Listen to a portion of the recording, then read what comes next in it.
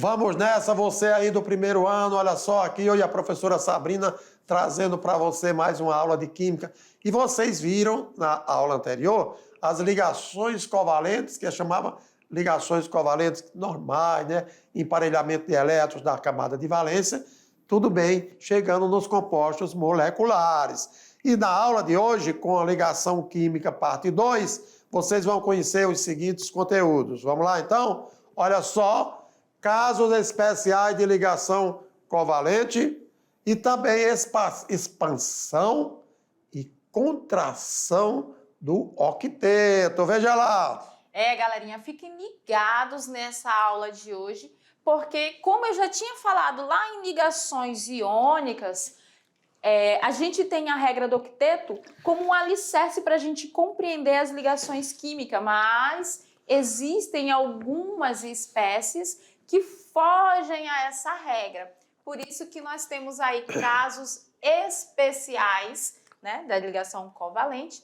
E aí vocês vão entender o que é essa expansão e contração do octeto. Então vamos lá para a nossa aula de número 2 sobre ligações covalentes.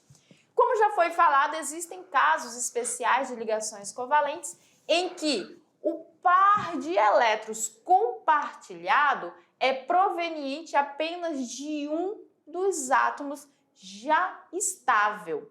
O que isso quer dizer? Nós vimos durante a aula das ligações covalentes do tipo normal que a ligação ela ocorreria, por exemplo, vamos pegar aqui o nosso CO2, que foi o nosso último exemplo lá trabalhado. Vocês sabem que o oxigênio tem 6 elétrons na camada de valência e o nosso carbono tem 4 elétrons. Então aqui nós temos um compartilhamento dos pares onde cada átomo do elemento entra com um elétron, certo? Digamos que é uma coisa bem justa, né, professor Almeida? Exatamente, isso aí não podemos errar. Você tem que ter uma coisa bem fundamentada para poder garantir o compartilhamento elétrico e formar as ligações covalentes na estrutura de cada molécula. Exatamente. Então vocês viram que como o oxigênio entrou com um elétron, o carbono entrou com um também. O oxigênio entrou com mais um, o carbono também. Então aqui eles estavam cada um participando com elétrons para formar a nossa ligação covalente. Nesse caso que nós chamamos de especial da ligação covalente, nós não vamos ter as duas espécies entrando com elétrons nesse sentido. Aqui, o par de elétrons ele vai ser compartilhado, vai ser originado apenas de um dos átomos que já está estável. Então, nós vamos ter um átomo que já tem a sua valência com 8 elétrons e, mediante uma situação específica, ele vai ele vai compartilhar o elétron dele com outro átomo sem que esse átomo compartilhe com ele o elétron também. É o que nós chamamos, antigamente a gente chamava de ligação dativa e hoje ela é denominada como ligação coordenada. Seguindo a regra do octeto, esse artifício é utilizado para manter a estabilidade da molécula que é formada ali a partir das ligações covalentes. Ressalta-se que a ligação coordenada formada, sua força e as demais características não têm diferença das outras ligações covalentes. Então, a força dessa ligação, que é formada por mais que esse elétron seja proveniente apenas de um dos átomos, ela vai ser equivalente à força das outras ligações covalentes que ocorrem normalmente. Tranquilo? Deu para entender esse conceito? Então, aqui, na ligação coordenada, nós vamos ter que o elétron doado ele vai ser proveniente só de um dos nossos componentes. Lembrando, professora, o que a senhora está falando, muito bacana, que você só pode emprestar quando você estiver estabilizado. Se você não tem débito de dinheiro, você está em débito, como é que você vai poder emprestar dinheiro para alguém? Não é isso mesmo, professor? É isso mesmo. Por isso que é dito aqui, ó, galerinha. Esse átomo ele já está estável. Se não tiver, você pode até olhar e dizer assim, não, aquele átomo ali ele tem tendência de participar da ligação coordenada. E na ligação você faz ele doar, faz ele compartilhar esse elétron sem que ele tenha já estabilidade, vai estar errada a sua resposta, tranquilo? Exatamente, porque também, professora Sabrina, eu vou emprestar para quem? Para quem tem maior facilidade de ganhar. Aquele que vai pegar emprestado os meus elétrons, ele tem mais eletronegatividade do que eu. E é muito importante, gente, vocês observarem isso. Porque como nós estamos falando de ligação covalente, primeiro ponto, nós já estamos falando de elementos eletronegativos. Segundo ponto, a eletronegatividade, nesse caso, diferente das ligações iônicas, não sugerem as cargas. Ele vai ter ali uma atração, né? Uma pequena diferença de potencial, uma pequena diferença de eletronegatividade, só que nós não vamos ter, apesar de provir de um único átomo, nós não vamos ter esse átomo lá com carga positiva depois e o que recebeu não, o que está ali compartilhando não vai ficar com carga negativa. É muito importante vocês não confundirem essa característica como a ligação iônica, né, professor Almeida? Perfeitamente, gente. Então aqui, molécula de gás de monóxido de carbono. Então, a molécula do gás de monóxido de carbono, cuja fórmula a gente sabe que é o CO, ó, monóxido só tem um oxigênio. Dióxido apresenta 2 oxigênios. Olha as nomenclaturas. Ela é formada pela união de um átomo de carbono, número atômico 6, e um átomo de oxigênio, número atômico 8. Fazendo a distribuição eletrônica, o que a gente observa? Que lá na nossa camada de valência do carbono, nós temos 4 elétrons. Então, ele precisa de mais 4 para estabilizar e ficar igual ao neônio. O oxigênio ele tem número atômico igual a 8. Fazendo a distribuição, o que a gente observa? Que aqui a gente tem 6 elétrons na camada de valência. Então, ele precisa de 2 elétrons para se estabilizar, que nem o neônio. O átomo de carbono, ele compartilha 2 de seus elétrons de valência com o átomo de oxigênio. Desta forma, o oxigênio completa seu octeto e adquire a configuração eletrônica da camada de valência, semelhante à de um gás nobre. Então, aqui nós temos o carbono com seus 4 elétrons, o oxigênio com os seus 6 elétrons, e aí, nesse compartilhamento, nós temos a estabilidade do oxigênio, né? Na fórmula eletrônica, o que nós temos? Nós vamos ter essa configuração aqui, ó. Tá observando os pares que estão sendo compartilhados?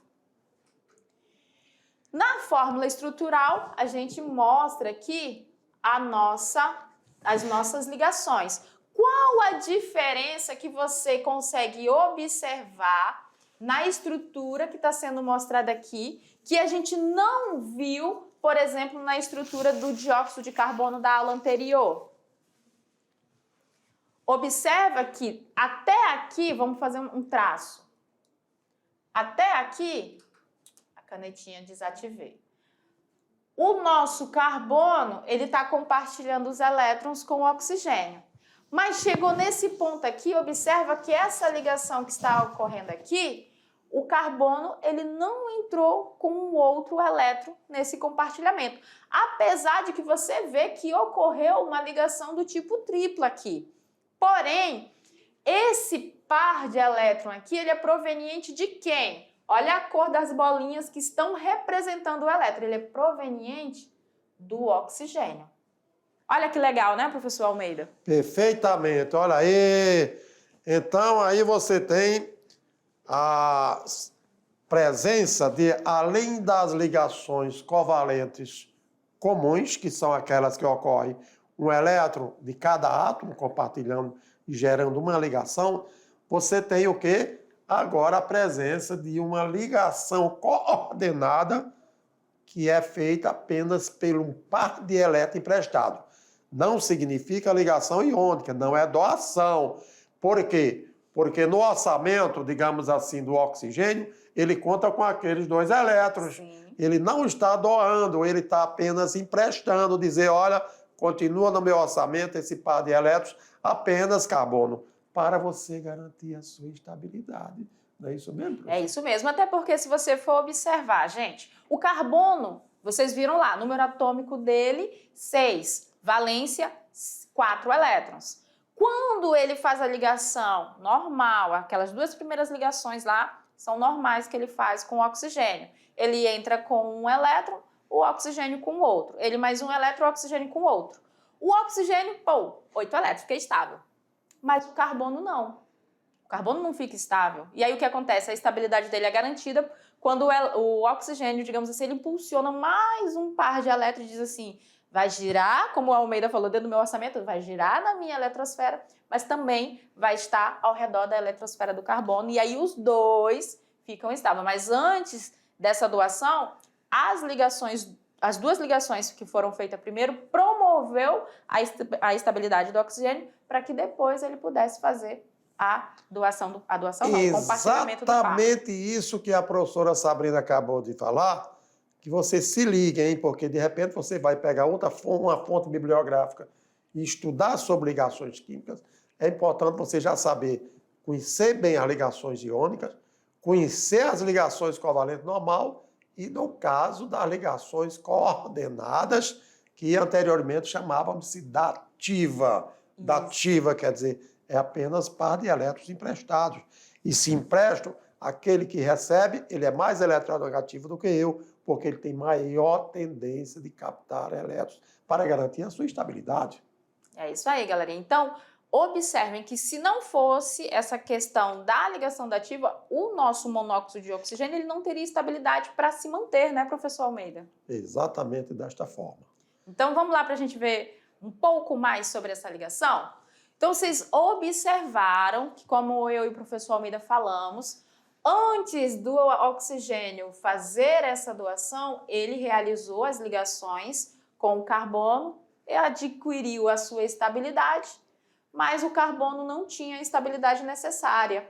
E aí sim entra a providência da ligação covalente coordenada, onde o oxigênio, com seus dois pares de elétrons, movimenta para que eles estejam na sua eletrosfera, mas também na eletrosfera do carbono. E aí a gente tem a origem do nosso monóxido de carbono. Oh, lá vai eu para o nitrogênio. Liga não, gente. Monóxido de carbono. Então, aqui na fórmula molecular, você não consegue visualizar o que de fato está acontecendo ali na fórmula molecular. Por isso que é muito importante a gente vir da fórmula eletrônica, observar a fórmula estrutural, para depois entender qual é o tipo de ligação que está ocorrendo ali na fórmula molecular. Cátions hidrônio. Esse daqui é muito legal, é muito importante e a gente vai observar bastante, não só agora no primeiro ano, quando a gente está trabalhando, aí a gente vai falar um pouco de ácidos e bases. A gente também vai voltar um pouco nesse tópico aqui, quando a gente estiver lá no segundo ano, falando de equilíbrio químico, né, professor Almeida? Muito importante, isso sim, nas reações químicas em que as velocidades se igualam.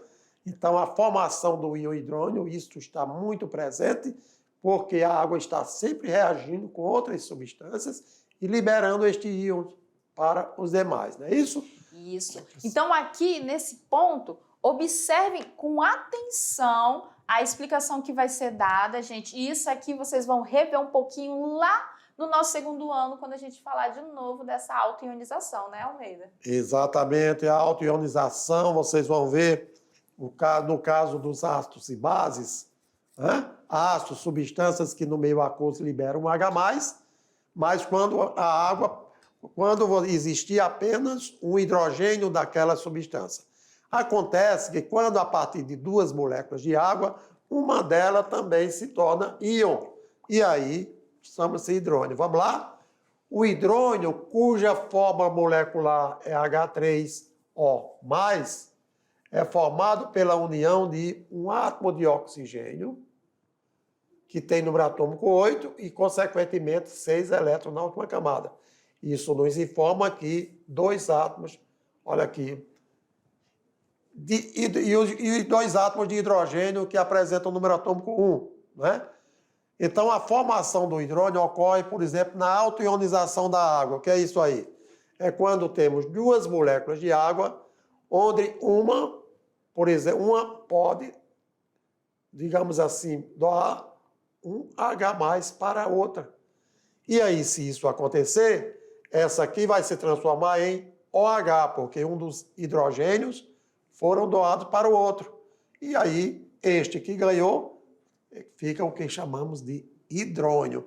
Autoionização, quer dizer, espontaneamente, a molécula de água, ela se transforma em íon.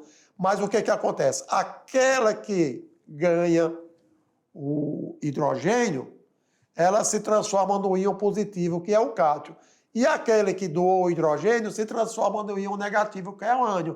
Portanto, a molécula da água ele tem esses dois aspectos, o aspecto que vocês vão ver futuramente, que ela pode ter uma característica, ora, ela pode estar como ácido, ora pode estar como base. E aí é que vocês vão ver numa outra teoria, na teoria de Bronsted-Lowry, que a água tem esse comportamento duplo. Então, à medida que doa para outra molécula o hidrogênio, ela apresenta característica de OH, que é um princípio básico. Em compensação, aquela que fica H+, um princípio ácido. Isso aqui é bom para vocês ir memorizando, sabendo o quanto é importante esse exemplo que a professora falou sobre a constituição do hidrônio, para você já ficar ligado, não é isso? Então, é exatamente isso que acontece aí, ó. Vocês viram uma liberando hidrogênio para a outra, e assim uma se tornando carregada positivamente e a outra negativamente, tá certo?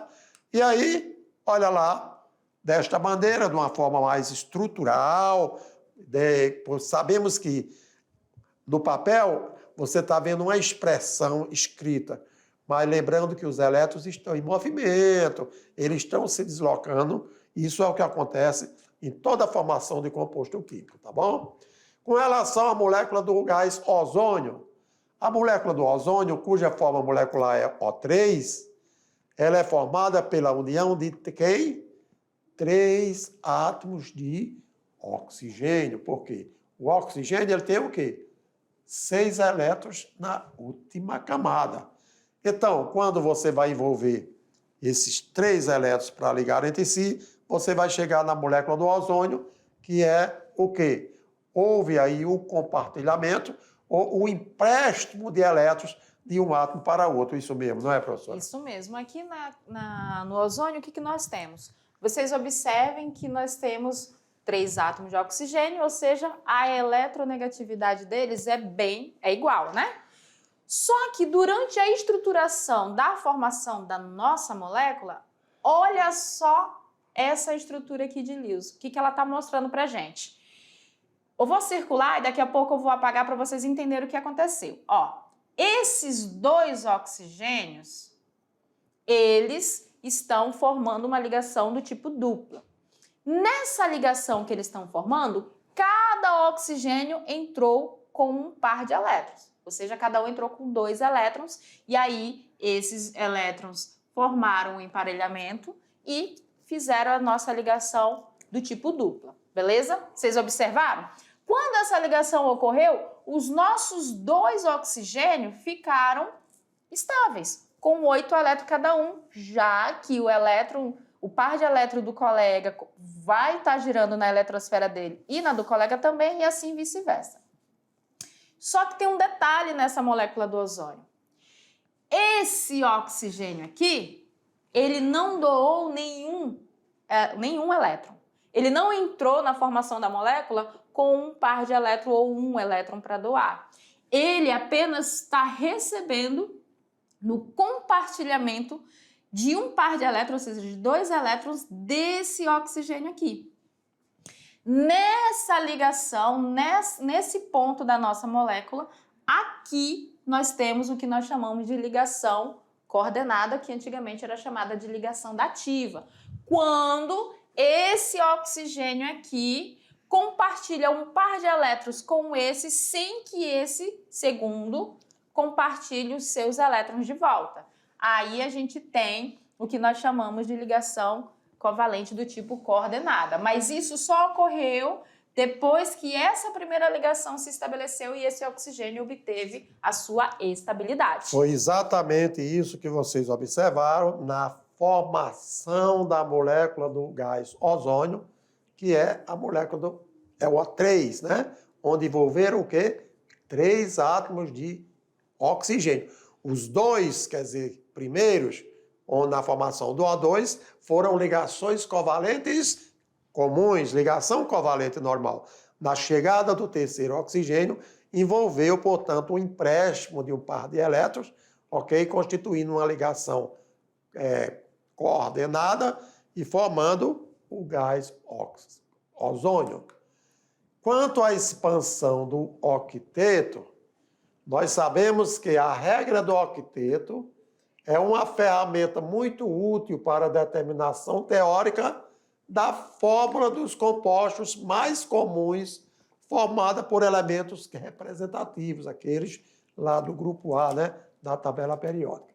No entanto, a teoria do octeto não nos ajuda a encontrar a fórmula de todos os compostos. Existem, portanto, exceções a essa regra. E assim, a expansão do octeto, ela ocorre exclusivamente com elementos químicos situados a partir de quem? Do terceiro período da tabela periódica. E aí você lembra, na tabela periódica nós temos 7 linhas horizontais que representam os períodos. Então, se começa a partir do terceiro período, você vai lá na tabela e observa da terceira linha em diante, né, professor? Exatamente. Então, por exemplo, o enxofre está lá, ó. Ele está lá no grupo 16, ele está na família 6A, porque ele tem 6 elétrons na última camada, porém ele está na terceira camada, ele tem 3 camadas na sua extensão, daí o porquê que ele está no terceiro período. E nós falamos lá claramente.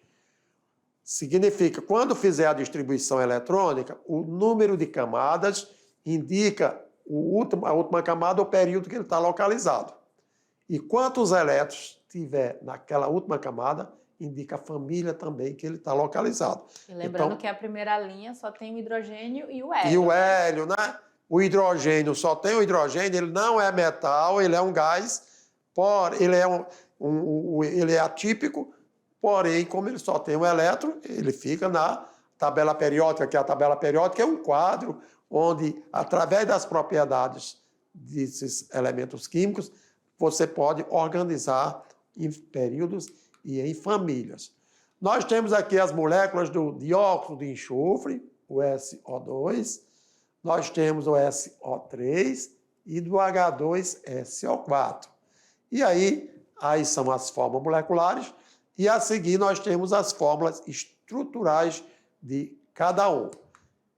O sulfato de hidrogênio, ou ácido sulfúrico, como queira, né, pode ser chamado também, lembrando que o enxofre tem número atômico 16, ele vai para apresentar, na última camada, 6 elétrons. O enxofre, ele adquire estabilidade compartilhando seus 6 elétrons de valência com átomo de oxigênio. Por quê? Porque o oxigênio tem número atômico 8 e apresenta a configuração 2s2, 2p4, 6 elétrons na outra camada. Os átomos de oxigênios, ele adquire o octeto, quer dizer, ele vai ficar estável, mas o enxofre não, pois ele fica com 12 elétrons na camada de valência. E agora? No dióxido de enxofre, ele adquire estabilidade compartilhando 4 elétrons de valência com 2 átomos de oxigênio. Olha aí. Exatamente, olha aí. O enxofre, o S, quando ele compartilha com um oxigênio, ele garante sua estabilidade. Somente a partir desse momento que ele pode fazer ligação coordenada, não é isso mesmo, prof? Isso. Aí você identifica, como a gente trouxe aqui para vocês, nessa fórmula de Lewis, né, na eletrônica, que esse oxigênio aqui, observe, ele tem os seus 6 elétrons, ó, 1, 2, 3, 4, 5, 6, e durante a formação do composto, ele recebe a sua estabilidade quando o enxofre faz uma ligação covalente coordenada, que é compartilhando um par de elétrons com esse oxigênio, sem que ele tenha que compartilhar seus elétrons com o enxofre. Então, a ligação covalente do tipo dupla normal ocorre aqui, né? Nós vamos ter 2 pares de elétrons sendo compartilhados, sendo 2 elétrons desse oxigênio e 2 elétrons do enxofre. E entre esse enxofre e esse oxigênio, nós vamos ter a ligação covalente coordenada, porque nós vamos estar aqui com o compartilhamento de 2 elétrons do enxofre com o oxigênio, sem que esse cara aqui tenha que compartilhar os elétrons dele de volta. Então, aqui é o que chama-se ligação coordenada. Na primeira situação, o que aconteceu? Aqui a gente teve a expansão, né, Almeida? O nosso enxofre, quando ele formou aqui... a expansão, ele ficou expandiu. com mais elétron na sua valência do que 8, né? Ele ficou com 12, já que são 4 átomos de oxigênio com quem ele vai estar ali compartilhando esses elétrons. E aí a gente tem a expansão do nosso, né, da nossa valência aí do enxofre. Aqui a gente tem mais um exemplo da ligação coordenada. E a contração, né? Vamos lá rapidinho para a gente ver sobre a contração do octeto. Expansão, você viu que o enxofre ficou estável com mais de 8 elétrons. Então, na contração, nós vamos ter o inverso, só que não com o enxofre, com outros elementos. Ocorre nos elementos do segundo período em diante, primeiramente nas moléculas que apresentam o berílio e o bromo, além também de alguns óxidos de nitrogênio. O que vai acontecer aqui? Aqui nós vamos ter alguns elementos que vão adquirir a estabilidade com um número de elétrons na sua valência inferior a 8. Então, a gente chama de contração do octeto. Ó, compostos do tipo ALX3, em que X é um halogênio. Lembra halogênio? Grupo 17 ou família 7A? Significa que esse cara aqui, ele é um elemento que vai apresentar na sua camada de valência 7 elétrons, ou seja, ele tem uma tendência de ganhar mais um. São exemplos de contração do octeto em um elemento do terceiro período da tabela periódica, que no caso é o alumínio. Carga formal de um átomo. É a carga que o átomo teria se as ligações fossem perfeitamente covalentes e o átomo tivesse exatamente a metade dos elétrons compartilhados na ligação. A carga formal que estiver mais próxima de zero será a que possui maior probabilidade de existência real. Então, como é que ocorre o cálculo dessa carga formal? Nós vamos ter ali que a carga formal vai ser o número de elétrons da valência do átomo livre, menos, aí a gente vai ter aqui, ó, L é o número de elétrons presente nos pares isolados, ou seja, aqueles pares não ligantes, como o oxigênio, por exemplo. Normalmente o oxigênio ele vai compartilhar um par, mas ele tem na sua camada de valência 6 elétrons, então ele fica com 2 pares não ligantes, dependendo da molécula que ele está participando. Do átomo da estrutura, e S é o número total de elétrons compartilhados pelo átomo na estrutura. Que estrutura, professora? Pelo átomo compartilhado na nossa molécula que você vai observar. Então, um exemplo aqui, ó. Considere as seguintes possibilidades da estrutura de Lewis para a molécula do SO2. Aí a gente tem a estrutura que a gente chama de estrutura real, aonde seria o compartilhamento, ó, dos pares de elétrons, cada um entrando com um par. Compartilhamento de acordo com o que a gente aprendeu das ligações covalentes.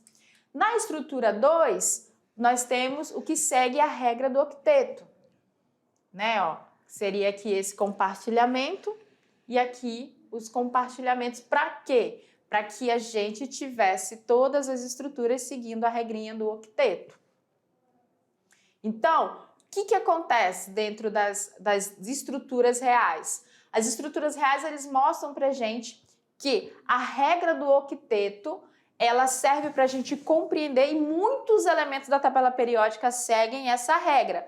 Só que em algumas situações a gente tem que as estruturas reais elas fogem um pouco. Assim como nós vimos também na aula anterior, que por muito tempo acreditou-se que os gases nobres nunca fariam ligações pela sua estabilidade.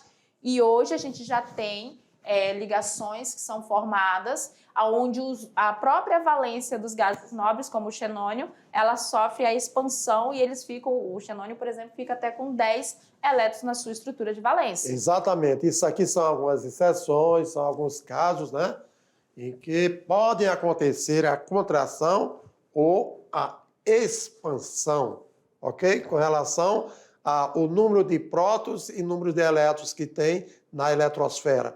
E assim, sempre havendo um aumento no tamanho do átomo para que ele possa, aquele composto ser formado. E aí, com relação à estrutura real e à estrutura 2 aqui, por que a estrutura 1, que é a que ocorre a ligação covalente do tipo coordenada, é a correta e não a estrutura 2 que segue ali a nossa regra do octeto?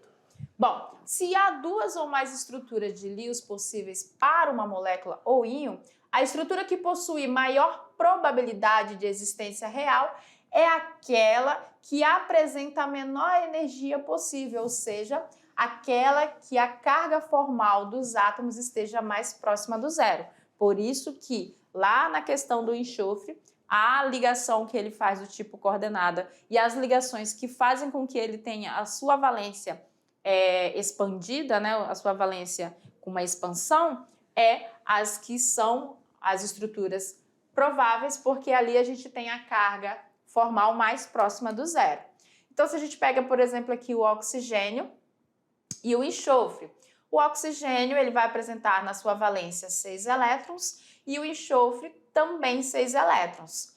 Na estrutura 1 do enxofre, quando a gente vai trabalhar o cálculo da carga formal, o que a gente vai ter? O nosso oxigênio ele vai ter 2 elétrons que vão fazer ligação e 4 elétrons que são os não ligantes. Então, L vai ser 4. Para o enxofre, nós também teremos 4 elétrons que, no caso, lá na estrutura, são os elétrons compartilhados. Então, fazendo o cálculo da carga formal, a gente teria 6 menos 4 elétrons não ligantes, mais 1 sobre 2 vezes 4 elétrons compartilhados, que vai dar uma carga bem próxima do zero. Por isso que aí aquela estrutura que foge um pouco da regra do octeto é a estrutura que é a real, né? É a estrutura que existe de fato. Então, todos esses cálculos químicos aqui, que foram feitos durante muito tempo de estudo, chegou-se à conclusão dessa estabilidade mediante a estruturas de maior probabilidade. Então, aqui, a conclusão é que a estrutura com maior probabilidade de existência para esses nossos átomos que fogem à regra do octeto real é a 1, aquela lá que a gente viu, mesmo considerando que o enxofre expandiu o seu octeto, mas ali a carga total é a carga mais próxima de zero. As outras cargas, quando a gente vai obedecendo a regra do octeto, elas vão variar de mais 1 e menos 1, o que torna a estrutura menos provável, menos possível. E aí, vamos praticar um pouquinho? Nesse exemplo número 1, ele fala o seguinte: qual das seguintes séries contém todos os compostos covalentes cuja estabilização ocorre sem que se atinja a regra do octeto? Essa é uma questão que você, se for fazer em sala de aula, você ia requerer tempo, né, professor Almeida? Raciocinar, interpretar, verificar tabela periódica, tabela periódica, verificar as ligações, a distribuição eletrônica de cada um, para depois se fundamentar e dizer e acertar qual a alternativa correta. Então, sempre estamos trabalhando quando trabalha com ligações químicas, primeiro você tem que ter a noção É metal? É um ametal? Quantos elétrons tem na última camada? Precisa doar? Precisa receber? Ou será que compartilhando atende a solução, soluciona o problema da formação do composto que você quer? Então, aqui, o que você vai observar? Nessa questão, ele está falando da não obediência à regra do octeto. Então, depois você vai pegar lá na sua casa, quando você tiver um tempinho, você pega a tabela periódica e observa cada um dos elementos que está na alternativa correta, que nesse caso aqui, para a gente, é a letra A.